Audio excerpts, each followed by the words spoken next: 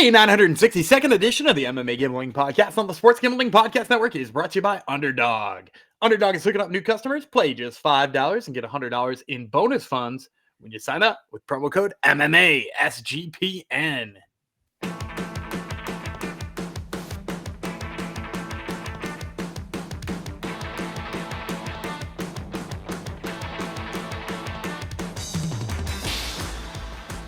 Heidi Ho DeGenerinos, welcome to episode 962 of the MMA Gambling Podcast and the Sports Gambling Podcast Network, dedicated to Zero, one of our friends in the Discord. I don't think I've shouted out Zero before this, so this goes out to Zero. Who am I, you may ask? I'm still Michelangelo Colangelo. I really enjoy that name. I'm going to keep it for as long as I can. The person you hear, you can call me Jeff Fox as well. The government calls me that, at least. Gumby Vreeland is alongside me. Some may know him as Danny V, but mostly I don't even call you Dan anymore on these things. I realize it's just right to Gumby. Yeah, I don't think anybody really knows who Dan is anymore. No. It's I had that happen in his character. Yeah, I had that happen in the jiu-jitsu gym recently. The guy who I've known there for like 15 years was like, "Yeah, go over there and roll with Dan. He can help you out with whatever you're trying to learn." And some like newbie walked over and kept like looking around. I was like, "You looking for somebody?" And they're like, "Somebody named Dan?" I was like, "Oh, that's me." Yeah, that's me. I have a name. You've become your character. That's what they say pro wrestlers do sometimes. When they become their character, it gets dangerous. So lucky the Gumby character is a nice family. Yeah, he's friendly guy. Yeah. He's a good guy. See, you're talking third person now too. I like it. What are we covering today, Gumby? Cage Warriors, right?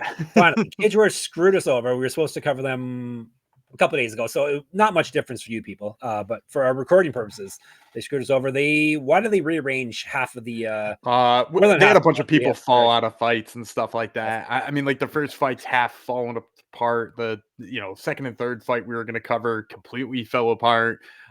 They shook things up quite a bit all of a sudden. So we postponed it a few days to make sure we didn't get every fight canceled, which would have been pretty hard for you guys to stomach.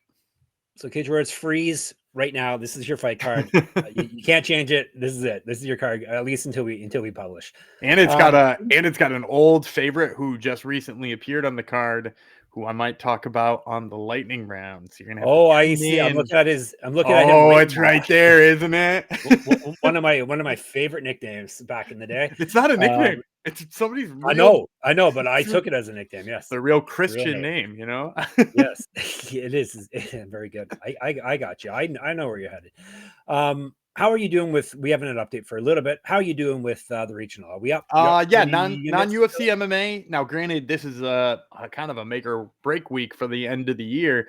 But this past weekend we had 4 events that we did. In LFA we bombed pretty hard on. We got one push and went 1-3 on the other ones. They made you look bad in there. They backstabbed me. So I went 1-3 with one push. Which was, means it was down a little over 2 units, but the rest of the other 3 events that we covered net were up a unit. So altogether we went down like 1.5 units last week, which leaves us at just under 51 plus 51 units. Nice. On single unit bet only for the entire year on every single fight. Exactly. So did you have a goal? Was 50? I thought like 40. No, I think we just said beat in team goals, right? Gotcha. Always team goals. I think our team goal was just like beat last year. And last year was just over 40, I want to say. I think it was like 40.5 units. And so like after I beat that, I was like, I don't know, it kind of feels like I got play money now, So we're just riding that high and making sure we don't bomb. But Gumby's not going to play it safe still. I guarantee. No. I don't know his picks here, but I guarantee he's going to get in on some dogs for you. So don't worry. How we got here. We don't abandon how we got here. Exactly. All right, we should probably get into it. Reminder though, you can gear up for the holidays at the SGPN merch store. The perfect gift for the degen in your life. Promo code HOLIDAY for 25% off everything at checkout sportsgamblingpodcast.com/store. Obviously, check out the MMA gambling page first because we have lots of amazing gear. I like this shirt I'm wearing. I'm wearing our classic sticky shirt currently as I'm recording this, but obviously all the shows have great gear in there. Basically, I would say about 3/4 of my day-to-day outfits are SGPN outfits. So if you want to be cool like me, obviously check out the store, sportsgamblingpodcast.com/store. Holiday. Maybe we'll say it again. because you know what happens if we get someone with multiple titles on their mantles. I hear someone's getting a little. At least one person has getting a little. They just said mix it up. annoyed. They didn't say to get rid of it. They said mix it up. Then it's not a thing if you mix it up. It's like people expect this from us, okay? People love the mantle, all right? We have shirts with it on it. I changed where my desk is down in my recording studio here, and now you can see the bottom of my mantle right above me. See that? It's true. Yes. Yeah. With all your MMA paraphernalia, we'll call it. So yeah. You don't have any Cage Warrior stuff though, do you? Octagon sent you stuff. Warrior? I got my Octagon, my Alexander Popek autograph card right there. Cage Warriors should have some trading cards as well. All right, I mentioned mixed up earlier. This card is very mixed up. I got mixed up, but we're gonna break down what we have as of this recording on Wednesday evening. So we already did a Cage Warriors, actually. Cage Warriors 197, which is kind of like you can consider it the prelims to this event. We covered that a few episodes back, so check that out. That's a Friday event coming up, and then we got the main event on Saturday. So it's Cage Warriors 198, Tugarev versus Brown, and it's a Saturday at 1 p.m. start time. So you're gonna be busy. You're gonna have multi screens Friday and Saturday if you're into all the MMA. BEC Arena, Manchester, England. 12 fights as of now. We have Gummies picked the 5 that hopefully will stay in place, and we'll get you some winning plays for it. So we're starting with, once I scroll up to the right spot, here we are. It is almost all lightweights. You can just say lightweight almost every time. And then I'll be correct most of the times. Lightweight, Shay Ingram. He is from England. Wellington Lopes from Brazil. 3 5-minute rounds, as Gumby said, is lightweight. No odds. The application where odds are easy to find, so you won't have to. You can actually line shop and all that good stuff. Nanem is the nickname for Lopes, which means baby. He's 7-4 with 4 knockouts.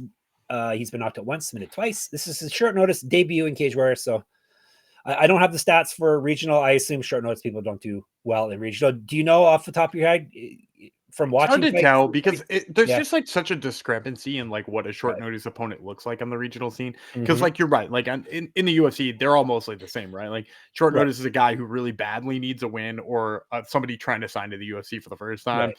Short notice person in a regional scene could be like anybody whose fight was canceled last weekend, including the best person. Yeah. Someone in the crowd. So yeah, short notice debut for Lopes. He's won 2 of 3 and 4 of 6, but he did lose his last bout. That was back in May of 2024. He lost 1 of fight September 2023. He has fought all over the place. 125, 135, 145. Now he's up again at 155. 2014 pro MMA debut. Ingram is the fridge. What a great nickname, Gumby. But I'm not changing mine. But still, especially for a lightweight, the fridge is 3-0 with 1 submission. All those fights are taking place in Cage Warriors. Submission win in his last bout. He's 11 years younger than Lopes, 3 inches taller. So I know film on Ingram's easy to find. How about Lopes? Oh, pretty easy to find too. You'll find more of his kickboxing footage than you'll find his MMA footage, but you can find a little bit of either. He fought in Shudo, so like Fight Pass has got some of his old stuff in there too. Went back and watched that Shudo fight. Actually, really impressive. I went into this fight being like, short notice opponent versus 3-0 British guy on a British fight card. Leaning towards the British guy, but the more and more I watch film, I think I like a dog swing on Lopes here. Really? I don't know how big of a dog he'll be, because on one hand, you're right. Ingram 3-0, usually that bodes pretty well. Lopez's record doesn't look great, but like, I don't know, he's been around the block and he's a kickboxer and has a bunch of big knockouts. Like, maybe that'll draw the line down a little bit, but I would say like you're gonna get 2-1 at least, right? Maybe 225 on Lopes, and I wouldn't be surprised if it ballooned up a little higher. And like I said, I like him. And the basic reason here is, watching Ingram, very quick hands. That was one of the first things I noticed when he does shoot a takedown. He's like absolutely diligent about getting it. He's like a dog on a bone. He switches a whole bunch of times. He's trying to drive through, really clearly is like fighting for every takedown he gets, which is both good and not good. And then on the other side of things, though, from the defensive perspective, really freaking hittable. His head does not move at all. So like he comes in with these like, he comes in with these like really fun hands and like 1, 2, 3 punch combo. And then he's just like still right there and his head hasn't moved yet. And, if you watch Lopes, like, first of all, Lopes hits like a truck. Like this dude, his hooks are nasty when he's on point with them. I'm a little bit worried about his size because he shouldn't be at 55. Like, I'm just being frank. He obviously took this one on short notice to be at 55. So that worries me a little bit about the wrestling with Ingram. But when I went back and I watched his Shudo fight, which by the way, I think might have actually been even at 35. But his fight at Shudo, like really, really good quick hips when it comes time for his opponent to shoot. Hard guy to take down despite being a kickboxer. And I don't know, maybe like being shorter than Ingram might throw Ingram off kind of heavily because like when you think about what Ingram's done his whole career is like he's only what's Ingram like he can't be tall, right? No, but I mean tall. Height-wise. Height-wise. I think he's like I want to say he's like 5'9", like because he's a fridge. You got it. Yeah, he's a fridge. And so like he's used to being the stocky lightweight, right? He's got a 3-inch height advantage now. But like, is that an advantage? If he wants a takedown, I don't think it is. And like, I think he kind of needs the takedown, right? Because he's going to be fighting a dude with low center of gravity who's going to hit him with like an uppercut on the way in otherwise. So I kind of think the height is actually, being the short guy here might be an advantage for Lopes. And definitely the striking should be on his side. So I'm going to take a dog swing on Wellington Lopes. Gumby cannot quit the short queens or kings. Did you? I don't think you gave a number, did you? I said plus 225. I said you'll definitely get 2 to 1 on him, but it could eke up even higher than that. Yeah, 2%. Tapologists are picking only 2. Yeah, so it might be a nice number. People get mad at you. Go, let's go. Let's get nuts until it hits. All right, we got another England versus Brazil fight here next. Jack Humphries, he's from England. Joab Souza, he is from Brazil. 3 5-minute rounds at bantamweight. So let's break her down by telling you about Souza first. King Souza. I didn't know Brazil had a king, but there you go. He's 6-7, 4 knockouts, 1 submission. He's been knocked out twice, submitted 5 times. He owes his rounds. This is his debut in Cage Warriors. He's won 2 of 3 and 2 of 6. Not so good there. Submission loss in his last bout. Regional champ has fought at 115 because some places do have men's strawweight. 115, 125, 145. 2015 Pro MMA debut. Humphries is the Ripper. 4-0, 1 knockout, 3 submissions. He owes rounds too, sir. He's won all his fights taking place in Cage Warriors. 12 years younger than Souza, an inch taller. So this is almost the same breakdown as the first fight we had, at least. Except for not at all the same. So basically, like, this is the fight I thought we were getting with Ingram versus Lopes. And then, like, the film sort of was like, hey, slow up a little bit. And then I went to go break this one down second. And I was like, maybe I should take a look at this is bad. Joab Souza is... He's not just got a bad record. He's lost to some truly awful people. One of his submission losses is to a guy who's 2-6. And it was like, he kept going for like body lock takedowns, but somehow winding up with his head in the guy's armpit and like nearly getting choked. And he did that like 3 times until he actually got choked. And I was like, he just keeps doing it and nearly losing. And he just like, it was like somebody sticking a fork in a light socket, and he just did it enough times until he got fried. And the problem here is he's fighting, Humphries, who has a really good jiu-jitsu game, right? Like he counter wrestled and choked Nick Bukema, who, I thought was like one of the top prospects in Cage Warriors for a little while. He was going to fight Nick Bagley, Bukema was, and it was like very exciting. So he like countered him, and he had a choke and all of that kind of stuff going on. So I'm a big fan of what we've seen from Jack Humphries. And then in addition to that too, like lightning quick right hand, I would say if there's a problem with Jack Humphries in terms of like what we're hoping for him in the future, he needs to work on like dealing with guys who have really long jabs and really good straights. But Joab Souza's not that. Like I'm breaking down Jack Humphries as if like I'm worried about him in the future, because I'm not worried against Joab Souza. -1,000, -1,500. Like nothing kind of would surprise me here for Humphries. Like he's gonna be a massive favorite. And there's no reason to get excited on Joab Souza. All right, don't get excited. Don't get excited about the -1,000 line either, but we have one of those in UFC later on today as well. Yeah, weird. No, we have one even worse than that coming up, I think. So anyhow, No Big. You don't see lines like that at No Big. We're brought to you by No Big. It's NOVIG. No Big is America's #1 sports prediction market. No Big, you're getting the best prices because they have reduced juice, so you don't have to worry about your -1,000 lines. No Big is available in 35 plus states. Download the No Big app and get $50 when you spend $5 if you use our promo code SGPN. Get in on the action with No Big, promo code SGPN. And Underdog. Underdog is your home for pick-em entries where you win up to 5,000 times your entry. Gumby probably has a play for you. Sure. If you're getting this before the NBA games start on Wednesday, which hopefully you do, I like Dante DiVincenzo's. Get this, his rebounds. Dude's been Whoa. going nuts on the boards lately. Right now, I saw the projection was only 4.5. We're gonna take the higher than that. He's had 6, 6, and 5 over the last 3 games, and he's up against a terrible rebounding team tonight. So give me Dante DiVincenzo's rebounds. All right. Autonor's got a brand new offer for new customers. Play just $5 to get $100 in bonus funds when you sign up with our code MMASGPN. Bet you didn't expect to get a Dante DiVincenzo rebounding prop. Jeff didn't even expect that. No, I was like, whoa, really? All right. No more of this England versus England. England versus Brazil stuff. We have England versus England next. And guess what weight class is that, Gumby? Lightweight. You got it. Tim Wilde, Oscar Ownsworth. Let's break it down. Ownsworth, great name. He's got a great nickname too. Do you know his nickname, Gumby? Is this the ginger with the intent to injure? Yes. No. Ginger Fury. Oh, there's a ginger with the intent to injure. He must be from somewhere else. Yeah. Ginger. I remember seeing that. Yeah. Ginger Fury. So there's a good one for you. I can't really steal that. He's 8-4-1, 4 knockouts, 1 submission. He's been submitted twice. This is his debut in Cage Warriors. He's lost 2 straight. Before that, he'd won 5 straight, and he's gone 7-2-1 over his last 10. He last won a fight July 2023. He went 1-1 in PFL, 0-1 in Bellator, RIP, multiple regional championships on his mantle.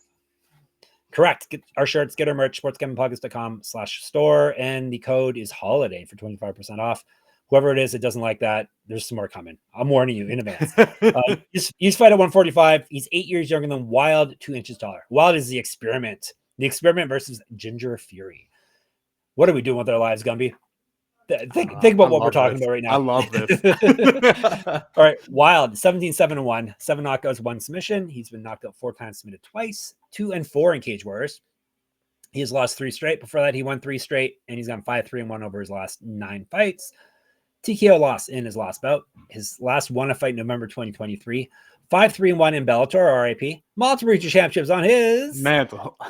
Correct. Remember, store, sportsgamblingpodcast.com/store. Merch, holiday is the code. 25% off at checkout. Wilde is fought at 145 and 170. 2013 pro MMA debut. He's has a 2-inch reach advantage over Ownsworth. Okay, so this is gonna be a tight fight because of the recent losses, right? Like both of them on kind of a gnarly losing streak against a stepped up in opponents. I think Wilde, one of his losses is to Mark Diakese in that 3-fight run. But both of them on kind of like nasty losing streaks and were like sort of prospects before that. I actually remember picking Ownsworth in a lightning round on Bellator, and he let me down pretty hard. And then I was like, "Ooh, maybe he's not holding a grudge." No, I'm actually going to pick him in this one. Okay. It's going to be a pretty close line. I actually think Ownsworth will probably be a slight favorite. I'll say like -125, -130, somewhere in that range. And the reason I like Ownsworth in here is, so first of all, like if Ownsworth knows what's good for him, he should not wrestle here because he's really good at taking people down and really bad at holding them down. And Tim Wilde is pretty much the perfect foil to that. He gets taken down all the time, but he pops right back up. So I kind of feel like Ownsworth is just going to tire himself out if he decides to go that route. And Tim Wilde has got really good cardio. Luckily, I don't think he's going to take that route because he is much better on the feet than Tim Wilde. Wilde kind of wings it, and he does have a little bit of power, but he's like very wide with his shots. He's not straight to the target. He's a little bit reckless when it comes to defensive striking. You know, he's kind of stays in the pocket and is willing to brawl. Ownsworth is a lot more technical. He comes with really good footwork that brings pressure. You know, he's one of those people who cuts off the cage well and forces you to fight where he wants you to fight and at the range he wants you to fight at. Pretty much everything is in combination. So like, I think he's the better striker. I also think he's like would be in all the advantageous positions for grappling. I just think there is like this weird outside chance that like he grapples so much, he tires himself out and somehow Wilde like capitalizes on that. So I am a little bit cautious on this one, especially because we've seen Ownsworth make some kind of like, you know, bonehead moves, which is why he's got a couple of losses in there. But at the end of the day, like, you know, he's better in both of those realms. And I'm just kind of banking on him not wasting all of his cardio and losing that way. So I'm going to take Ownsworth here, price slight favorite. Yep. Looks like at least topology 55% for him. So, tight. Right in so where really you, tight. Yeah. Yep. Right in where you thought it would be. All right. Co-main event. Chris Bungard, he is from Scotland. Simone Patrizi, he is from Italy. guess what they're fighting at? 155. You're right. Patrizi is the white shark. Not great. He's not great though. He's just a white shark. He's 7-4, 4 knockouts, 1 submission. He's been knocked out twice, submitted once. He's 2-3 in cage warriors. He has lost 2 straight. He's won 1 of 4. 6 years younger than Bungard. We got a lot of people on losing streaks on this year card. Bungard is the bad guy. 21-10, 5 knockouts, 12 submissions. He's been knocked out once, submitted 4 times. He's 4-3 in cage warriors. He's won 2 straight. Before that, he lost 2 straight. He's gone 4-3 over his last 7. Past 2 wins, both via submission. 2-3 in Bellator, RIP. Multiple regional championships on his mantle. Correct. Get our merch, sportsgamblingpodcast.com/store, holiday at checkout. Missed weight before at 155, used to fight at 170, 2013 pro MMA debut, 3 inches taller than Patrizi.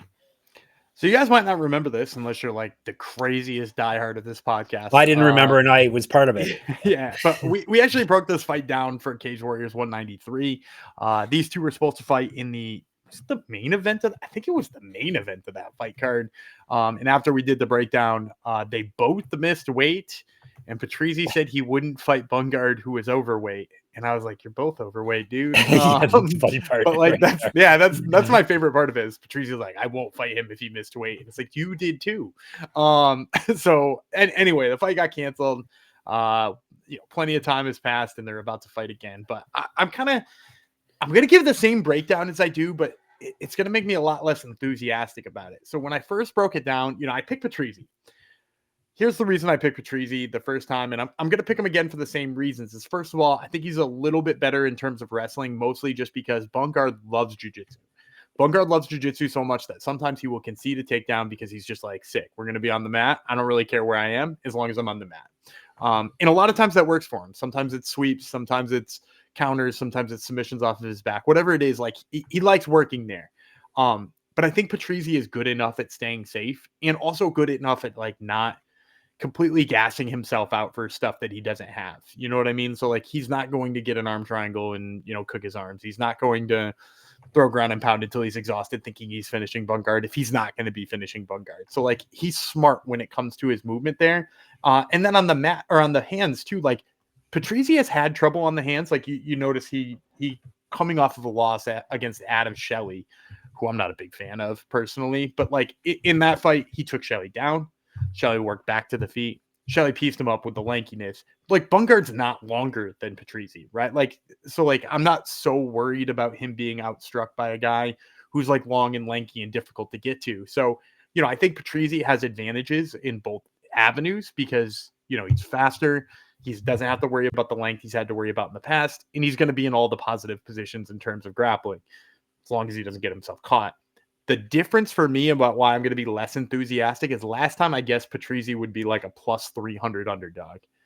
He posted at plus 200, so lower than I had originally hoped for, but I was like, still plus 200 is awesome.